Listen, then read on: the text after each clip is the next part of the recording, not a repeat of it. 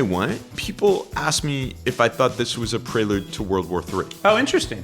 I don't want anybody to be alarmed. There are things that are worrisome, that there are a melding of conflicts in Europe and the Middle East. These are things that people outside the Beltway are actually paying attention to. Yeah. And they want people to translate this for them. We're taking the edge off the Middle East here, Stephen, right?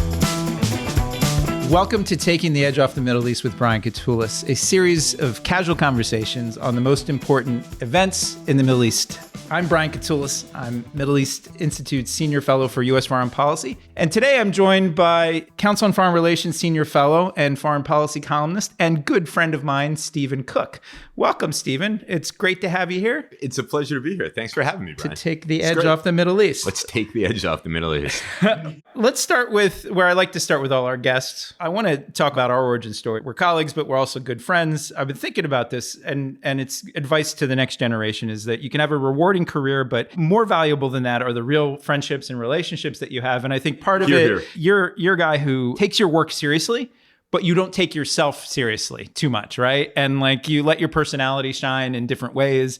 And I think that's really important to have that human aspect. And I couldn't agree more. And I think that's why we're good friends, because I see the same things in you. It's like you can work hard and have fun at working hard, but you can also have fun. And you know what? You're also human. Have a little bit of humility, poke a little bit of fun at yourself. Yeah. Have fun while doing it. Even though I'm wearing a tie and a suit right now, you don't only have to be buttoned down all the time. And one of the ways to negotiate the Washington policy world is by not taking yourself too seriously. Yeah. Too many people do, and they think their ideas or what they write are close to who they are, and really is hard and difficult. One thing I'll tell our listeners that you and I do, which is quite fun, and we've been doing this for years, is we go to these Middle East conferences. We have an amazing collection of selfies of you and I, usually with ex-foreign ministers and ex-officials. And, you know, we do it with genuine heart and awe. I mean, these people are rock stars. The fact that we have a series with Amr Moussa. Yeah, exactly. Yeah, it's more than one. Amr Moussa is like this huge figure in the Middle East. Yes. I mean, my goodness, he was the Egyptian foreign minister. And we have literally a series of photos with him. It's from different years. It's incredible. I'm going to this conference in November. You're usually there. You're going to miss it, but I'm speaking there. But like the biggest thing I'm going to miss is you. One of the biggest things, and the ability to connect with these ex-officials because they actually have a lot of wisdom, great insights, and we then get a photo, and it's all good fun and things like that. Yeah. It's good. I love that. Like you're just kind of skulking by, and Amr Moussa's like, "Come here, sit down." or the day I got yelled at by both Ahmed Abouei and Samer Shukri for something I had written in foreign policy. Oh, of course. Yeah. Right? The Egyptians are yelling at you all the time, right? All the time. But I'll tell you all something funny about Brian. People at this conference think he's Radek Sikorski. They think he's the Polish foreign minister. Yeah. Somebody came up to me at cocktail hour and was like excoriating me about something or other. And I was like, I'm not Polish. And then I actually met Sikorski later, and we only kind of sort of look alike. You're kind of about the same size and same color hair. Right? No, I forgot that. That's really good. Let's turn to a little bit more serious topic. And your most recent book, which is called The End of Ambition, America's Past, Present, and Future in the Middle East. Let's keep it basic. Why this title? What's the main message? Why did you choose this? Yeah. Well, before I do that, I just want to thank you again because you were a reader on this. The book went through a number of revisions, and you were part of a group of people who read it and offered terrific advice. I'm proud of it, and I'm grateful to you and those others for reading it. I kid around. I say this was sort of part of my midlife crisis. I started conceiving it at a moment where we were at this juncture in the Middle East. It was the end of the Trump era, the beginning of the Biden era, and taking stock on what had happened over the previous 20 years. And President Trump was all about bringing everybody home, ending endless wars. Same thing with Biden.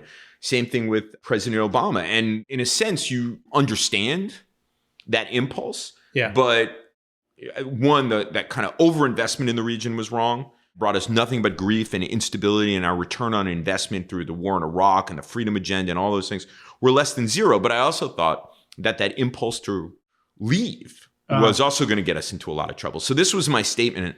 How do we do this better? How can we be constructive in the Middle East without these two kind of radical approaches to it? One where we want to remake the region and one where we want to get out of it. Even though the region remains, let's put it this way, very, very important to the United States. So the end of ambition was, let's lower our sights. Let's understand realistically what we can do in the region.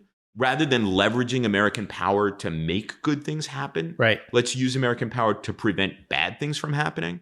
That's what it's about. One of the arguments in the book is that in a previous era, we were actually more successful because we had limited goals that were achievable and the resources to meet those goals. Whereas starting in the mid-1990s, we were wildly ambitious. You write about this a little bit, but the period during the Arab Spring and the sort of competing imperatives, and you also write the mixed signals is a key thing that you talk about, and that almost every administration seems to say they want to do so many different things.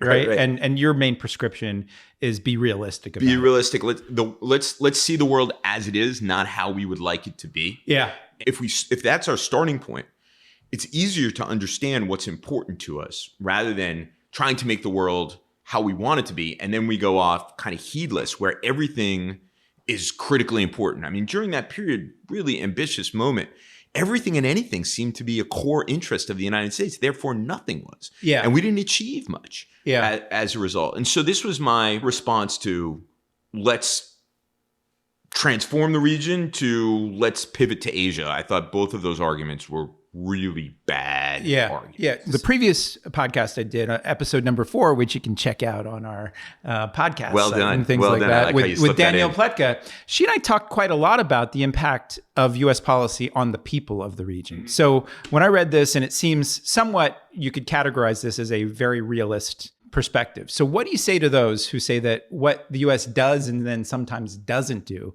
has a detrimental effect on the millions of people in the region? Do you just sort of throw your arms up? Like, what's your own personal view on this? Yeah, I mean, and it's interesting. I mean, I never really thought of myself as a realist. Like, it's just, I guess, as a political scientist, I thought of myself as sort of epistemically open to basically anything.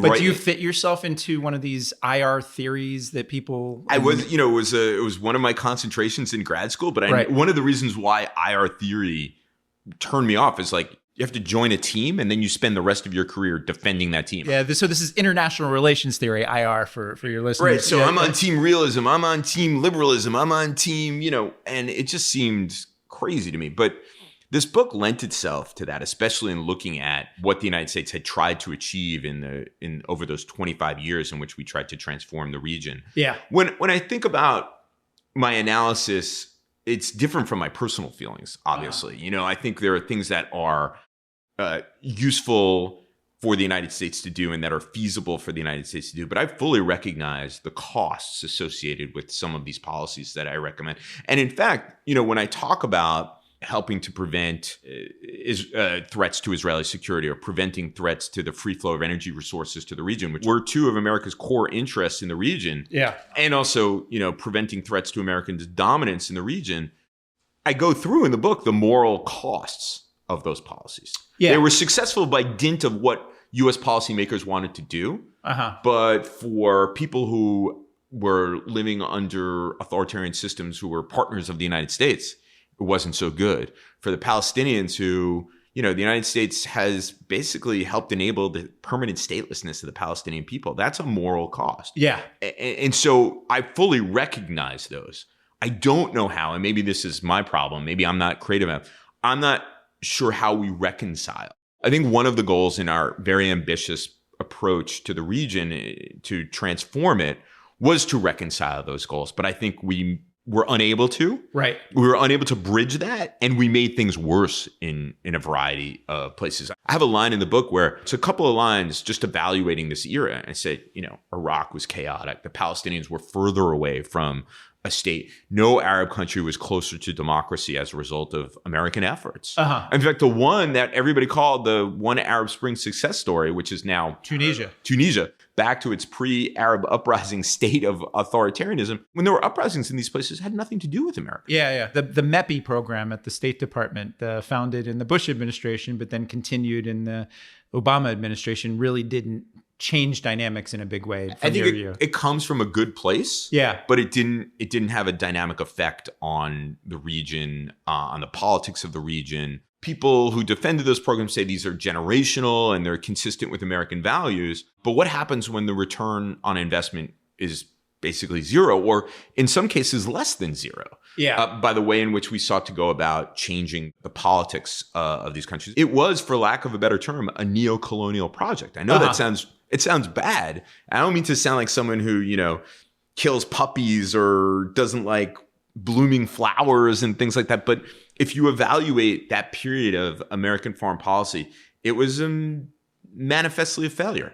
Well, your book takes you not just to sort of the halls of academia and conferences, but you get out to refugee camps. One of the things that our colleague Athena noted was, I wanted to hear more about Cook's personal experiences in the region. You'll recall on the early drafts, I was like, you got to have more anecdotes, man, because they tell you a story about a region that isn't, it's filled with people, right? And it's their lives. Yeah. And, I had more anecdotes in early drafts, and Brian had encouraged me to add some, and then reviewers were, maybe you want to pare back on the anecdotes, and the reviewers for the press and for the Council on Foreign Relations. So I had to pare that back, but it runs the gamut. I had anecdotes of talking to 90-year-old Israelis who had come from Baghdad as refugees to Israel and used them as a metaphor for the arc of Israel's history and how it became this wealthy country in the world. Or my experiences in Damascus with the lights going out because of water problems with the Turks and so on and so forth. The good news is I can use that stuff in other places. No, you should. You should. And I always take with me the research I've done. Like when you're talking about the lights going out and things like that, I had a research trip in Jordan when I was still at the Center for American Progress with my colleague Rudy De Leon. And we were going around, we had this project on religious minorities and pluralism in the Middle East. And we were talking to Christians who were basically thrown out of Iraq, run out of Iraq and Syria. We were expecting to go to a church in Eastern Amman to meet with just the pastor. And we show up and it's filled with all of these people who had fled Syria. And we ended up having a 2-3 hour discussion, just hearing what it was like. Like, it's one thing to analyze things from your think tank office in DC and think about what could be done. And, some people proposing different things. And it's another thing to go out there and feel in touch. This is the reality that is impacting people's lives. Agree, 100%. I had the privilege to be in Tahrir Square for the first 4 days of the Egyptian uprising. A day doesn't go by where I don't think about those 4 days and what they were like and the people that I talked to. Right. And what it was like, and the incredible hope. I mean, maybe I was infected by the romance of the barricades, but I'm not going to apologize for that. It was an extraordinary moment. And I know you've had moments like that as well. Yeah. And it does inform your thinking. I try as best as I can to, weave those in. But sometimes the editors and the academics don't like them. They want it tied to your theory. Tight. You've been doing a book tour around the country and things like that. What's been the most surprising reaction that you've gotten? This has been a year, 2024. We're near the end of it, where the Middle East issues have been incendiary on college campuses and things like this. What's the one thing, like when you were out there and talking to folks and outside of the DC bubble, that surprised the heck out of you? One was that it wasn't so incendiary.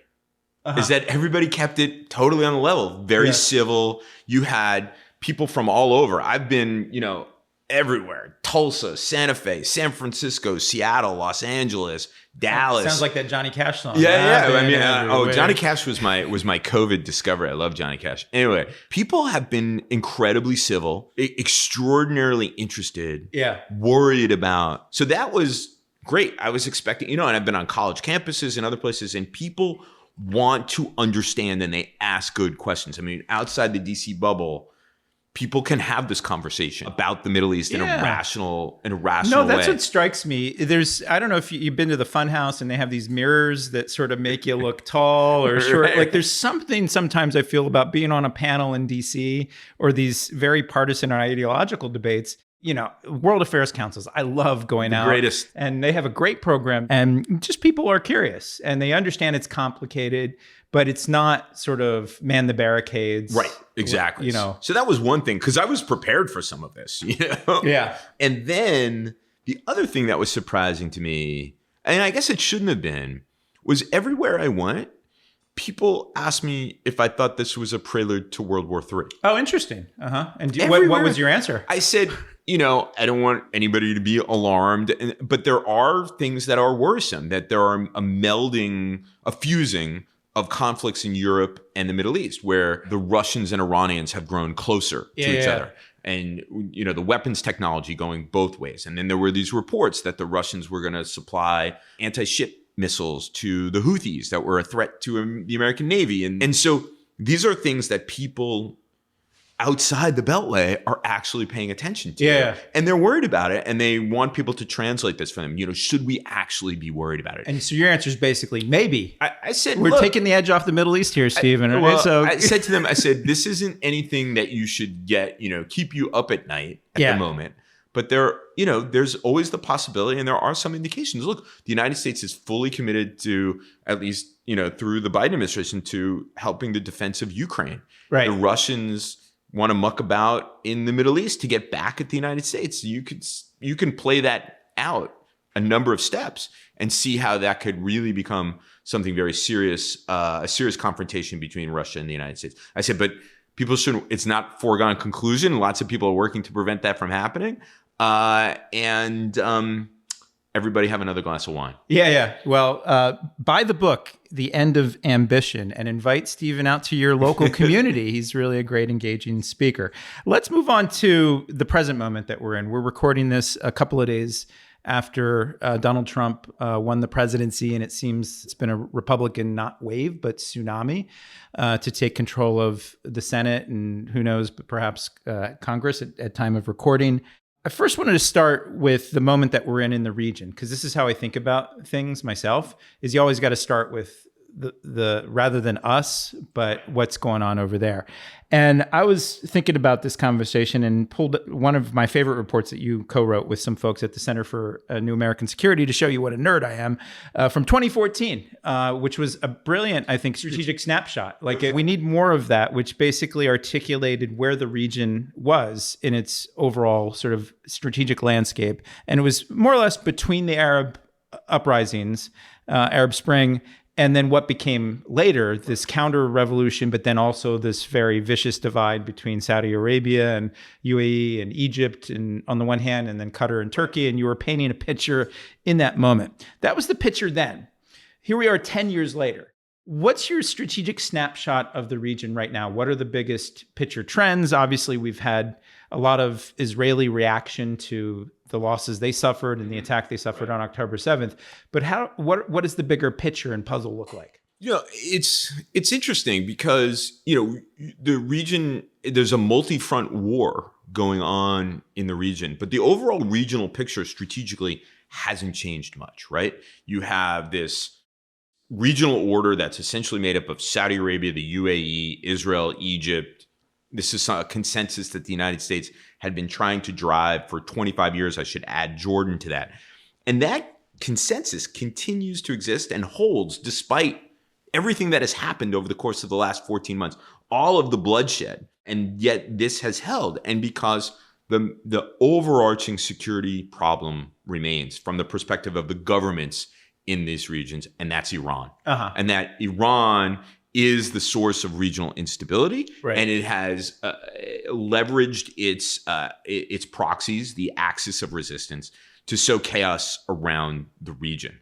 Obviously, when I was writing that report, it was at a moment where there was a great schism within that regional order between Qatar and UAE and Egypt and Saudi Arabia and Bahrain. That's been papered over. I don't think it's been completely resolved. It remains oddly similar to the way it was almost 10 years ago, because nothing has been resolved.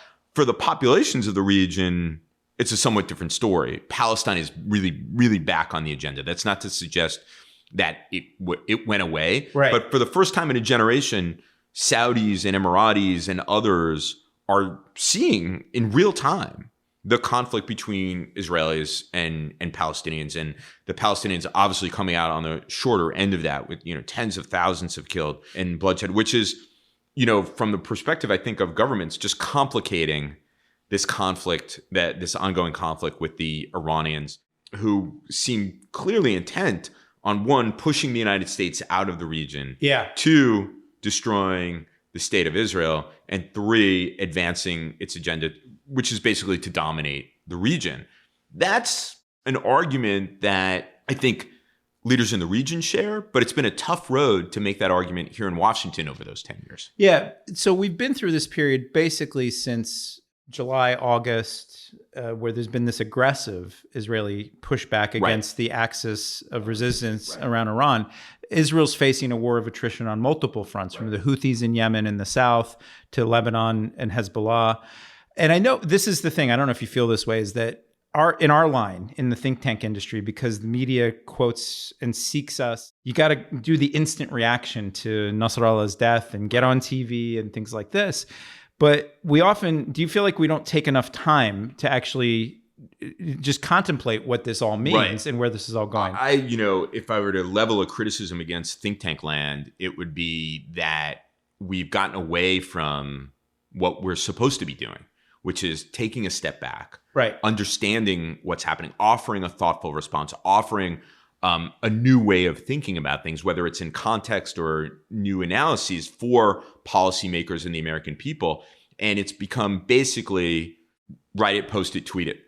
Right. And I think that's a real problem. And I have tried as best as I possibly can to resist the pressure to ambulance chase. I think the last 14 months there's been a lot of pressure on people who are more advanced in our career, like the two of us, to respond to events immediately. Yeah. One of my mentors said to me, don't write anything unless you have something interesting to say about it. Yeah. No, and the hardest thing to do is to take a call from like a producer at NPR, and they're like, what do you think about this? And to be honest and say, I don't know. There was an instance early on in the war when a few days after Hamas attacked Israel, where Biden was going to the region, and there was this incident with a hospital, and a number of journalists called me up and essentially asked me this question: what do you think about Israel killing 500 Palestinians in this hospital in El Shifa in the first couple of days? And I was like, you're the ones telling me first about this. So let me call my friends in Israel,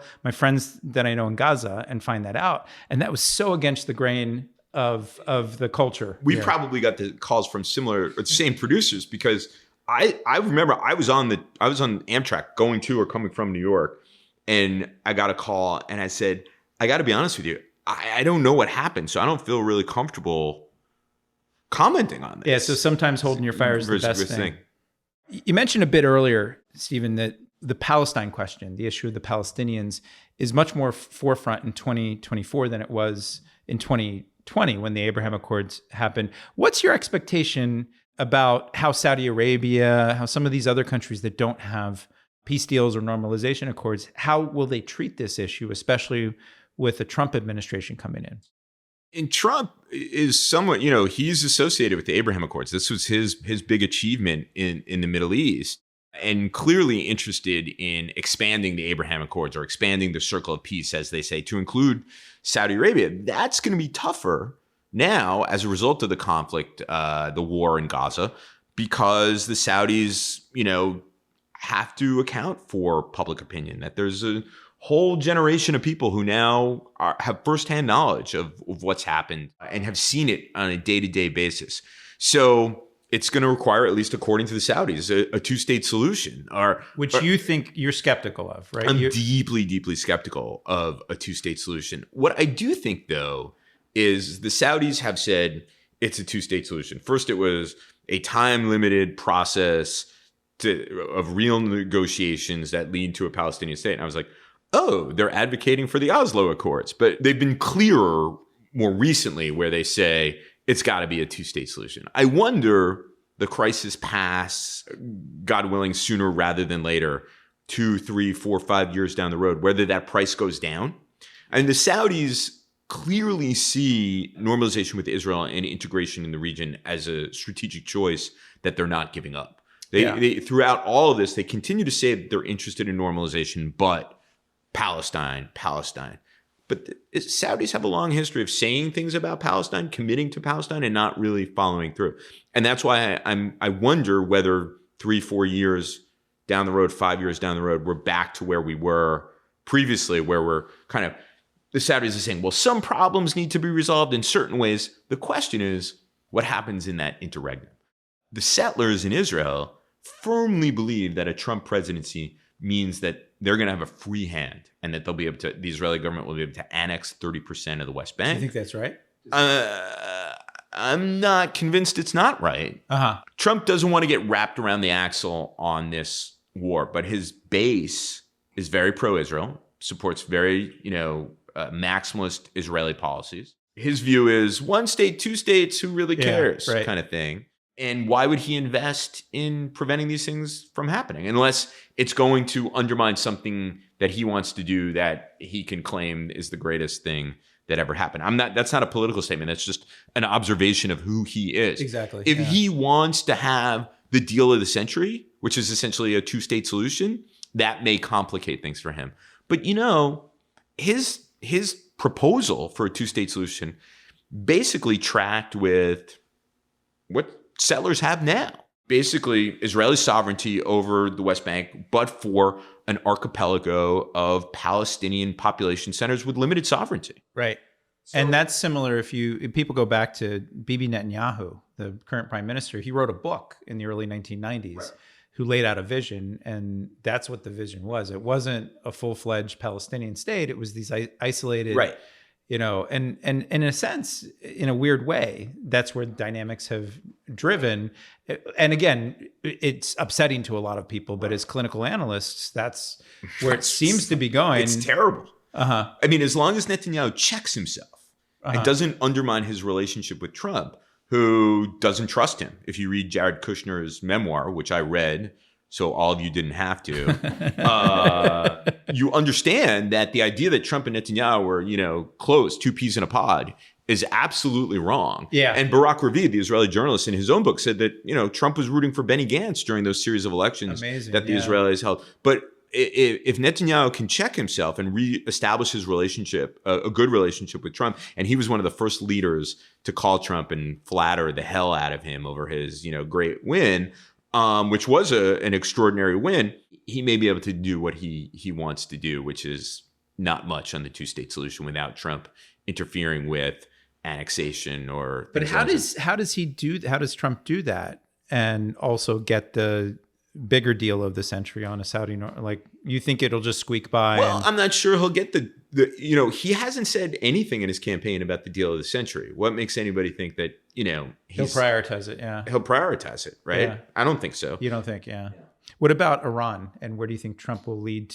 Are we back to maximum pressure 2.0? I'll tell you a story. I saw Brian Hook, who is likely to play a big role. He's the head of the State Department transition team. Okay, there you go. That's what I heard today. When he was still in his position, and I said to him, and it was just a joke, I said, look, you got a label right now. It's maximum pressure. You got this policy. You got to go to the boss, your big boss, and say Supermax. I was like, I don't have the content behind it, but he'll love the label and whatever it is. Do you think they're going in that direction?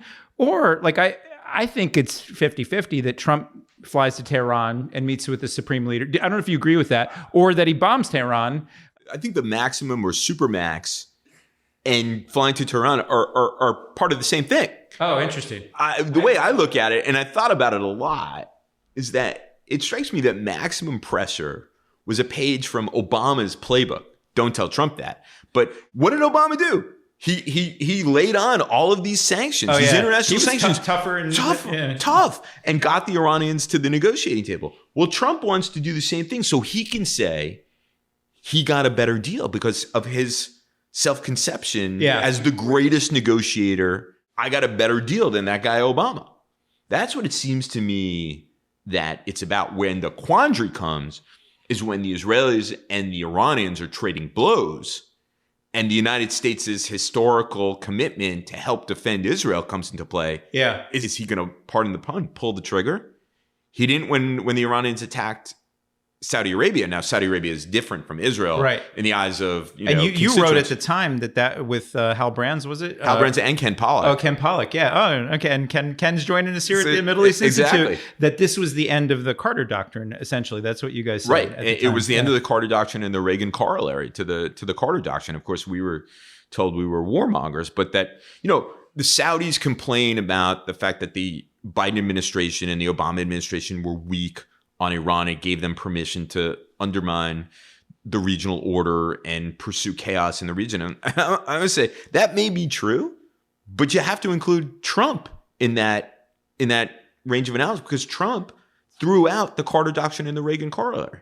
Had he responded, perhaps the Iranians would not have believed that they could sow as much chaos around the region. And you as have possible. to think with J.D. Vance, who's his VP, who has a certain view that, like you and I wrote a piece in the Liberal Patriot that was against neo-isolationism. And he is And clearly he's a neo-isolationist. Yeah, and though pro-Israel and hawkish on somewhat on Iran, there's a lot of contradiction there. And, I mean, J.D. Vance has said we don't want to get pulled into a war in the Middle East that we don't want.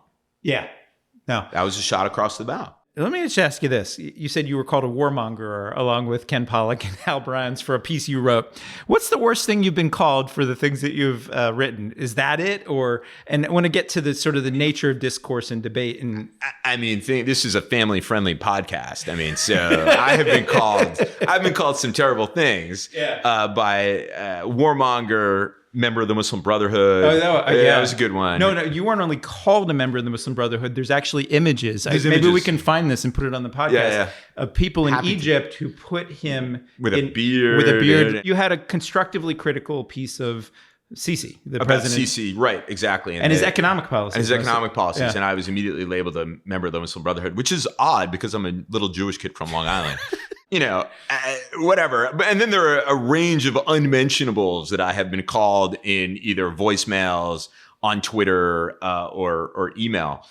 But I think, the thing that really rubs me the wrong way that people have called me is blob, a member of the blob. Oh, yeah. Hate it so much. Yeah. Really gets in my craw. Yeah, well, you're at the Council on Foreign Relations, so of course you must be the member of the blob. So to recount for our listeners, this is a phrase that was used mostly in the advocacy for the JCPOA, the 2015 Iran nuclear deal. And Ben Rhodes, who was a national security comms guy for Obama, referred to it. And it basically is for people who want to have more inclusion and have a debate and things like this. It's a way of trying to stigmatize you and anyone else and delegitimize you. But, you can then get into a name calling exercise. It's sort of dumb, like at the end of the day. I think so. And it really wasn't, it didn't actually capture the kind of rich, dynamic debate that was happening at the time about the JCPOA. Like if I was sitting where Rhodes was sitting at the time, maybe I would have thought that way too, that the entire, think tank land was captured by, special interests, corporate interests, warmongers who were opposed to these things.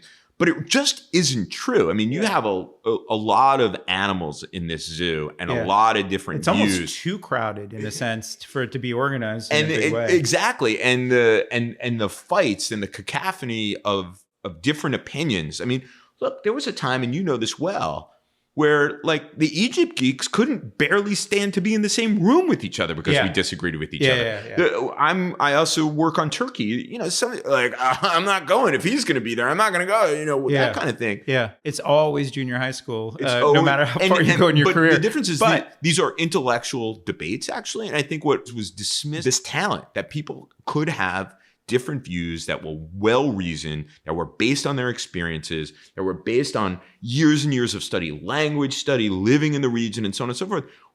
Many of the things that the people who were guiding the policy at the time did not have. Now, I'm not saying that that's a requirement for the job. Right. But that doesn't mean that those who do have it and who have a different opinion are somehow captured by special interests and aren't being thoughtful about it. And that's what blob to me means, and it kind of offends me, and it's kind of stupid, as you point out. Yeah, I mean, and the thing is, where I think, and I wonder this really deteriorated a bit over the last 10 years, where you don't have discourse or a dialectic between people who have opposing views that shows respect, right? And I was told a story of something that happened at your shop recently, where certain people were on a panel, they were called disgusting by someone who was in the audience virtually and things like this. But it shows you the nature of how people's own personal attributes, their identity gets wrapped up in very complicated issues that, yes, as we were saying before, impact the people of the region.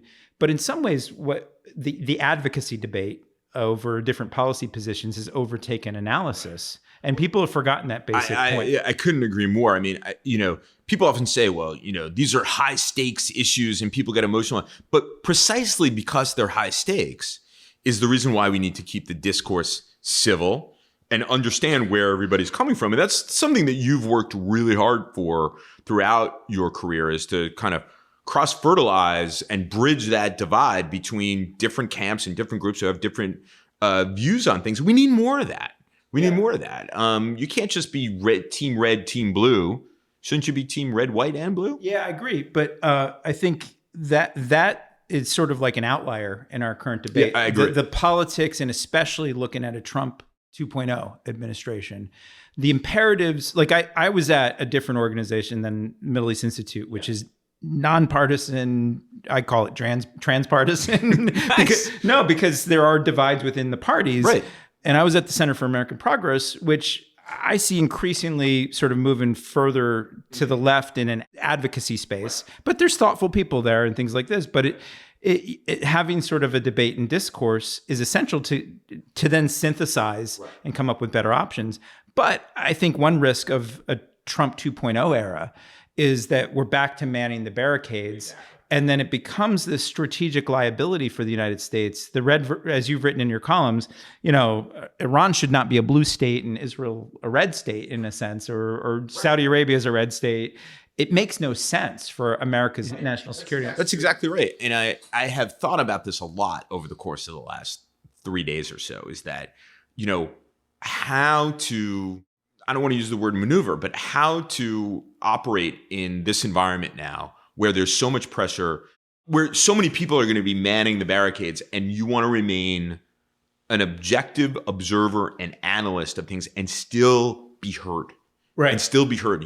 How do you remain, quote unquote, a normie and offer up good, solid analysis and good ideas for American foreign policy, no matter who the president is? Yeah. No matter who the president is. I remember during Trump 1.0, I wrote a piece, one of my regular foreign policy columns, about Trump's approach to Turkey. And I thought what he had done at that moment was actually quite good. Right. And they slapped a headline on it, Trump's the first president to get Turkey right. Man, did my inbox fill up with not nice things. Right. But it's all about the clickbait there, right? It's not about your analysis. Well, I don't want to criticize my headline writers, but the point is that people were only responding to the headline. They weren't reading the level-headed analysis. This is what I in the book, to bring it back, if you'd like it, it's called The End of Ambition, America's Past, Present, and Future in the Middle East. But what I say is these days, no foreign policy analyst who has, dreams of getting that badge and working in a Democratic White House could say anything other than the fact that the JCPOA is the holy of holies. Right. And no self-respecting Republican foreign policy analyst who wants to work in a Republican White House can say, there's some good things in the JCPOA. Yeah. You just can't do that. Yeah. That to me, that's kind of nuts. And that doesn't lend itself to good ideas and good analysis and providing foreign policy makers the good assumptions about the world on which to build policies. In some ways, the tribalism and sectarianism that we've seen in parts of the Middle East, where you go into different camps, is reflected in recent years in the Middle East policy discourse. You've written about this exactly. I call it neo-Orientalism after what Edward Said wrote on Oriental. We sort of project our own social and political divides on the people of the region, which actually, and some of the most people who profess to be the most pro-Palestinian or something like this, they actually often are so disconnected from the realities of some of my friends who live in Palestine. Last question before we wrap this up. We are a few days after the elections where, as Obama said at a previous election, Democrats got a thumping. And there's already a debate happening on the op-ed pages of the New York Times and other things, this debate that Harris was not pro-Palestinian enough, had not brought somebody into the convention to speak. And then there's others who essentially say that, on the other side, that Biden and the other team did not respond to the concerns of Israel and other things. Where do you think this is all going inside the Democratic Party? Because they're the party that lost big time in this.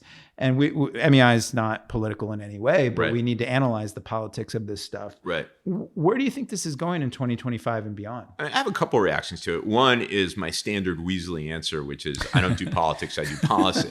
But as I've written in the book and elsewhere, the politics of the U.S.-Israel relationship is changing, particularly within the Democratic Party. Yeah. That consensus, that bipartisan consensus on Israel has cracked. There are clearly differences and fault lines within the Democratic Party on the question of Israel and Palestine. And I think that's going to clearly play itself out in the next presidential cycle and the one after that. And I think that there's going to be changes. And I think some Israelis feel like they need to get out ahead of it.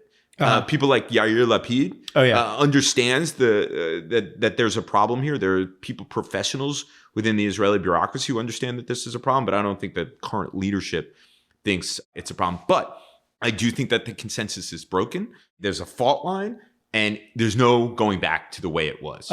And so this is a fight that Democrats are going to have going forward. What I will say, however, this is really an intramural party fight, because if we look at what voters actually cared about, it's not this. Inflation, the border, right, identity issues, things like that, or their rebellion against identity issues.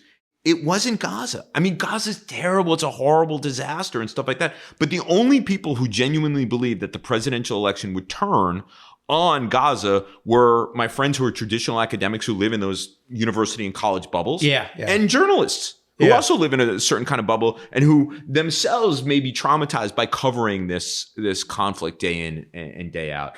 I love all of these people. Right. They're all really smart and have great ideas, but I think that the American people were voting based on what was going on in Gaza was just off. But you might call it a blob. No, just kidding. No, I would never do that. Yeah, we would never do that at all. But it is disconnected from the people of America, which when you get outside the bubble to talk about your book, when I've been out there and things like that, people are just genuinely curious, deeply concerned across the board.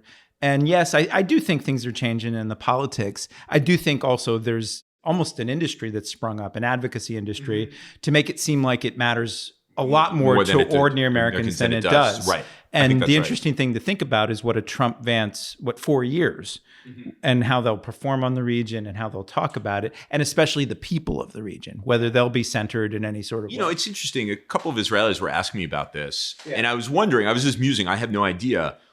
There's clearly progressives, so-called progressives have focused on, Palestine advocacy since October 7th. But now that Trump is the president and they, find so much to object to about Trump, will the Palestine advocacy take a back seat to confronting a Trump administration and a Republican-controlled Senate and potentially Republican-controlled House? Is this just the issue of the moment, or is this truly something that is going to be part of the pantheon of issues for progressives and the left? That's a really interesting question, and it's one we'll have to watch and see how 2025 unfolds. And I want to thank you, Stephen. You're a great friend. You're a great scholar. I've learned a lot from your work all these years, and it's really been an honor. And we took the edge off, I think. I can't thank you enough, Brian. I appreciate it. Thanks, you, man. That's all the time we have this week. Thanks to our listeners for tuning in and to our podcast team for their work on this week's episode. You can follow MEI on X, Instagram, Facebook, and YouTube, and subscribe to our email newsletters for the latest analysis and information about upcoming events. I'm Brian Katulis. We'll see you all next week.